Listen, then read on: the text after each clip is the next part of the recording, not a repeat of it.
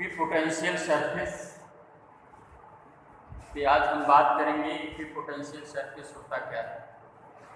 कहने का मतलब ये होता है सीधा सीधा ये बात, इक्विपोटेंशियल सरफेस एक ऐसा सरफेस होता है जो इलेक्ट्रिक फील्ड में एक सरफेस अगर ड्रा कर दिया जाए उसके ईच पॉइंट पे अगर पोटेंशियल की वैल्यू क्या होती है, सेम होती है, तो उसी को हम क्या कहते हैं, इक्विपोटेंशियल सरफेस कहते हैं। तो यहाँ पे थोड़ा एग्जांपल लेके हम समझते हैं।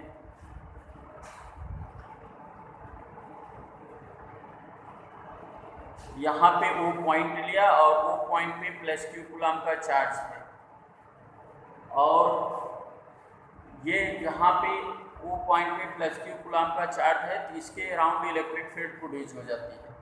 यानी आप कह सकते हैं कि इलेक्ट्रिक लाइन ऑफ फोर्स का जो डायरेक्शन होगा वो यहाँ से ऊपर की तरफ इस तरह से आपका क्या हो जाता है, इलेक्ट्रिक लाइन ऑफ फोर्स का डायरेक्शन इस तरह से। ये पॉजिटिव अगर चार्ज है तो यहाँ पे पॉजिटिव चार्ज ले लिया, तो ये इलेक्ट्रिक लाइन ऑफ फोर्स का डायरेक्शन ऐसे हो जाता है। ये देखिए इस तरह से, और इसे ही हम क्या कर सकते हैं, एक तरह से इलेक्ट्रिक फील्ड कह सकते हैं।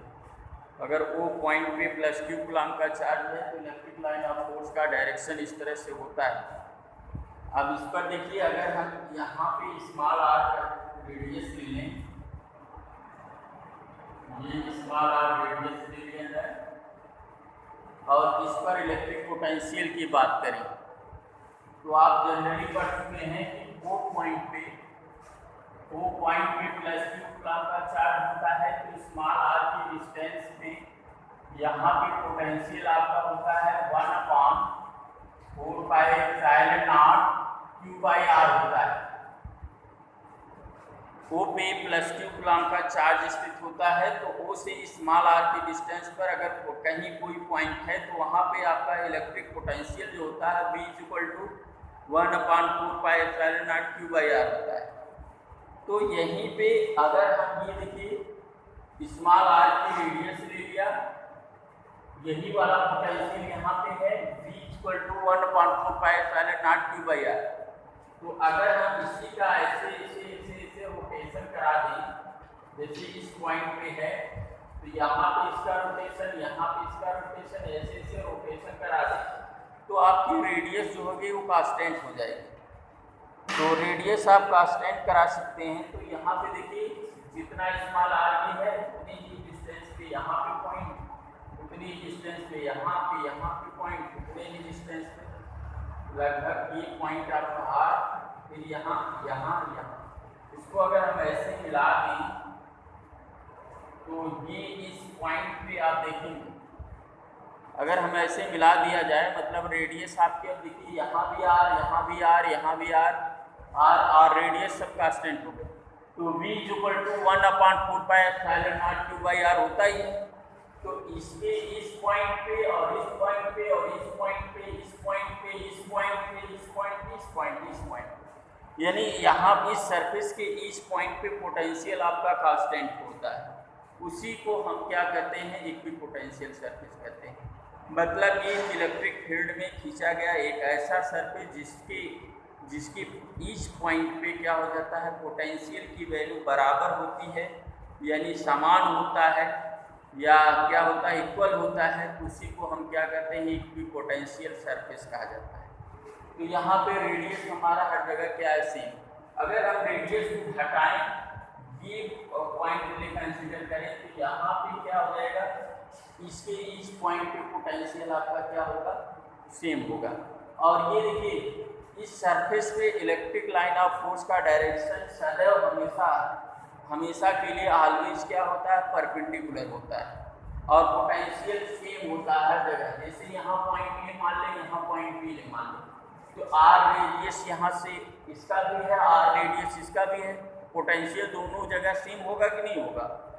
तो ऐसी स्थिति में अगर हम कहें कि यहाँ का पोटेंशियल भी है, यहाँ भी पोटेंशियल भी है, दोनों के बीच अगर पोटेंशियल डिफरेंस निकालें तो आप लिख सकते हैं VA - VB = हम जानते हैं W/Q0 होता है।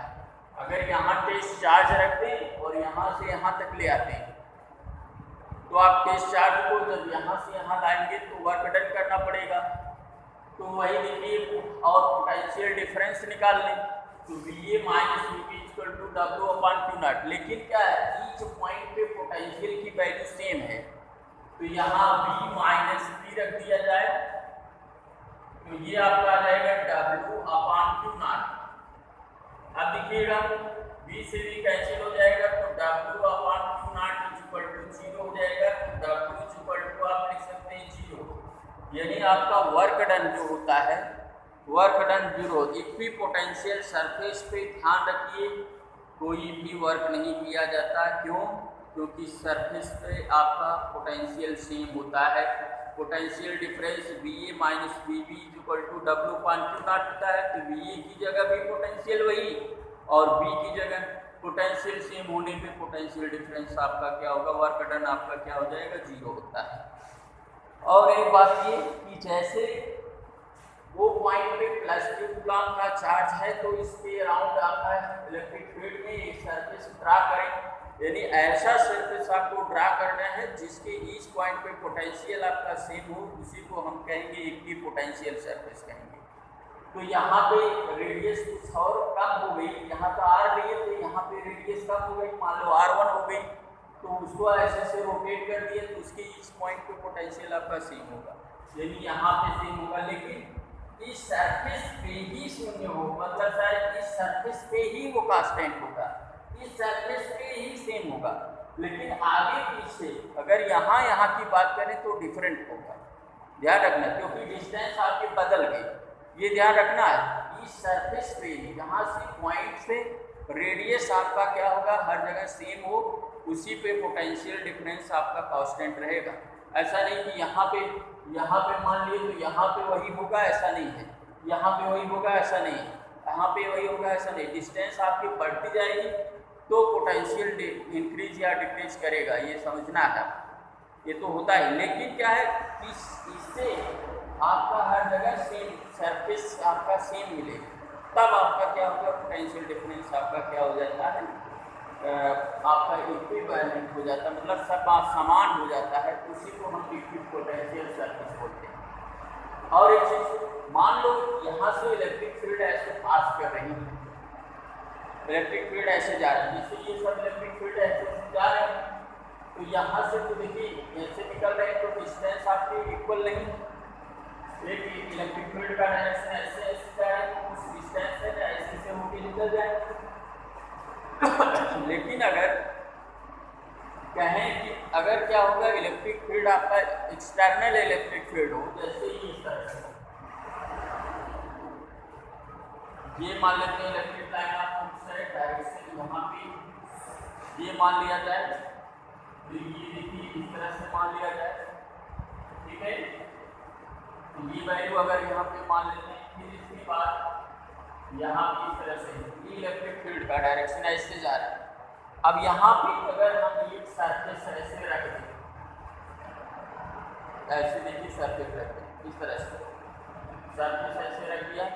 अब इस पॉइंट से सेम डिस्टेंस पे यहाँ पे इलेक्ट्रिक लाइन ऑफ फोर्स यहाँ पे कनेक्ट होनी, यहाँ पे मान लो ऐसे इस प्लेन रख दिया, तो अब यहाँ पे जो होगा इसके इस पॉइंट पे कहीं पे भी पोटेंशियल आपका क्या होगा, सेम होगा, और उसी को हम क्या कहेंगे, इक्वी पोटेंशियल सरफेस कहेंगे। ध्यान रखिए, जैसे इलेक्ट्रिक लाइन ऑफ फोर्स ऐसे से जा रही है और इस पर पड़ रही है और यहाँ से निकल रही है ऐसे, तो ऐसे अगर निकल रही हैं तो यहाँ पे पहुँचेंगी तो हर जगह क्या होगी, सेम होगी, समझ रहे बात। फिर उसके पीछे अगर कोई सरफेस रखा तो उस पर कोई अलग होगा, लेकिन उसके इस सरफेस पे कहीं पे चेक करेंगे वहाँ सेम होगा, लेकिन आगे पीछे होगा तो डिफरेंट हो जाएगा, ये ध्यान रखना। तो यहाँ पे देखिए, यहाँ पे होगा तो डिफरेंट रहेगा, लेकिन इसके इस सरफेस पे कहीं भी लेंगे वो पोटेंशियल आपका सेम होगा, उसी को हम बोलते हैं इक्वी पोटेंशियल सरफेस। और ऐसा भी देखिए समझिएगा, कहीं दो चार्ज जैसे +Q -Q ले लें, उसके कारण एक ऐसा पॉइंट हमें मिले जहाँ पे पोटेंशियल की वैल्यू सेम हो, वहाँ भी आपका इक्वी पोटेंशियल सरफेस कहलाएगा। और दो पॉजिटिव चार्ज जैसे +Q का दूसरा भी +Q का, दोनों रख लें एक दूसरे के नियर, और कुछ ऐसे पॉइंट्स हमें मिले जहाँ पे इक्विपोटेंशियल क्या होगा, सेम होगा, तो वहाँ भी इक्विपोटेंशियल सरफेस क्रिएट करेगा। ये भी ध्यान रखना है। ध्यान रखना ये बात कि इसका मोटो ये है कि जिस पॉइंट पे आपका क्या पोटेंशियल सेम हो और उसी को हम क्या कहेंगे, इक्विपोटेंशियल सरफेस कहेंगे। ये फिनोमेना आपके दिमाग में रखना है, ये समझना जरूरी है। इसीलिए ये ध्यान रखिए, इक्विपोटेंशियल सरफेस मतलब एक ऐसा सरफेस, वो भी इलेक्ट्रिक फील्ड में ड्रा किया गया एक ऐसा सरफेस जिसकी इस पॉइंट पर पोटेंशियल की वैल्यू क्या होगा, कांस्टेंट हो, वही आपका क्या होगा, इक्विपोटेंशियल सरफेस का है। यानी ये देखिए इक्विपोटेंशियल सरफेस का मतलब ये होता है। अब यहाँ पे देखिए ऐसे से और भी लाइन से आप खींचे, वहाँ पे कुछ और पोटेंशियल हो सकता है, लेकिन जो सरफेस यहाँ पे ड्रा की, जैसे ऐसे हमने ड्रा की, अब इस सरफेस में यहाँ पे पोटेंशियल लेके इस पॉइंट पे, लेकिन यहाँ से डिफरेंट होगा। लेकिन इस सरफेस के किसी दो पॉइंट पे अगर आप पोटेंशियल डिफरेंस लेंगे तो वो वैल्यू आपकी क्या आ जाएगी, 0 हो जाएगी। क्यों? क्योंकि VA minus VB equal to W/Q0 होता है और पोटेंशियल सेम होने पर वर्क डन आपका क्या हो जाता है, 0 हो जाता है।